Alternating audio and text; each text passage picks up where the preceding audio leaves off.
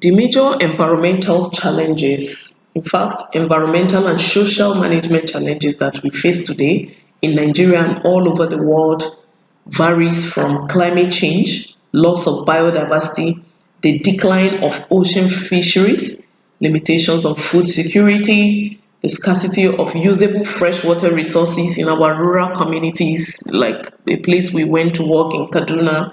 It was really pathetic, and Plateau State, and even other states all across the country because of the activities of the manufacturing sector, displacement of communities with subsequent increases in urban poverty, and inviability of traditional local livelihoods, and so on, are a huge challenge that we are facing today due to poor management of our environmental resources that we've got.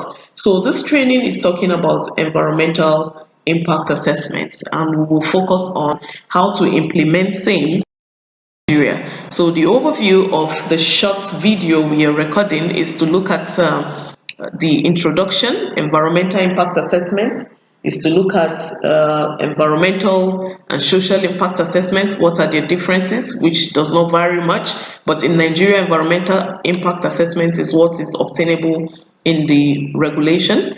But internationally, we have environmental and social impact assessment. In fact, we have environmental social health, ESHIA, that is environmental, social, and health impact assessment. All of this is trying to lay emphasis on studies that needs to be conducted in order to have a comprehensive document that could be used for future reference and could be used to mitigate impact that a project is going to bring upon the health of the people, the social lifestyle, socio-economic, cultural lifestyle of the indigenous people, and of course the environment itself. We also have the cumulative impact assessment. All of this impact I have mentioned, climate change, loss of biodiversity, decline of ocean fisheries, and all that, are all the result of cumulative impacts from a large number of activities that are for the most part individually significant, but together have regional or even global repercussions on the environment. So the importance of understanding cumulative environmental and social impacts from multiple projects, actions or activities, or even from the same actions over an extended period of time, located in the same geographical region, or affecting the same resources, have been acknowledged for decades. So in some cases, the most ecologically devastating environmental effects and subsequent social consequences may result from the direct effects of a particular action or a particular project or a particular activity, but from the combination of existing stresses. So a singular project may not pose as much impact as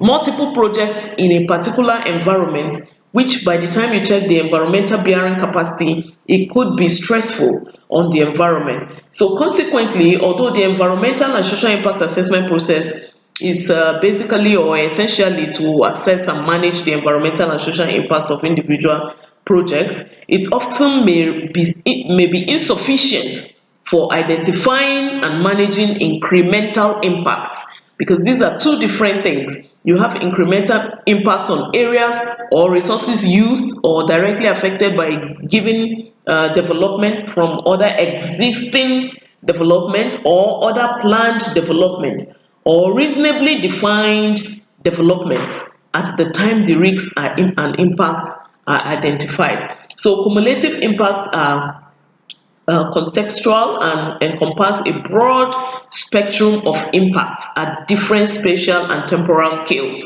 So we'll be tackling cumulative impact, we'll be tackling stakeholders engagement planning, that is SEP, and EPRP for the mining sector. We will be tackling that's environmental protection and rehabilitation program, and then of course community engagements and developing community development agreement, CDA. So we would take care of all of these modules, but we will not cover all today. If you follow us on our YouTube channel, You will have updates as we upload these videos online. But today, let's just run through all of this, and I hope that you find it interesting. So we will also look at environmental baseline data gathering. In the course of our works, we've had people concerned about what it is to what it requires financially to get an environmental impact assessment done.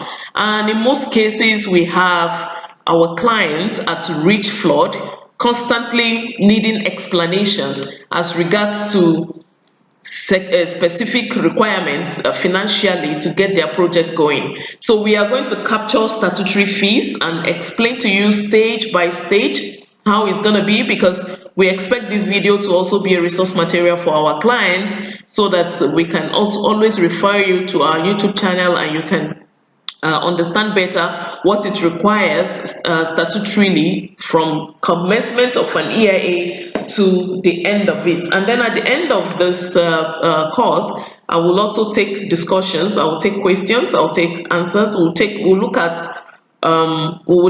case studies, and we'll be able to marry them together with the training course and see how to solve your problems. So I do hope that you stick with us and let us go step by step and cover all that is required in this module and in this course holistically. So stick with us, join our YouTube channel for regular updates.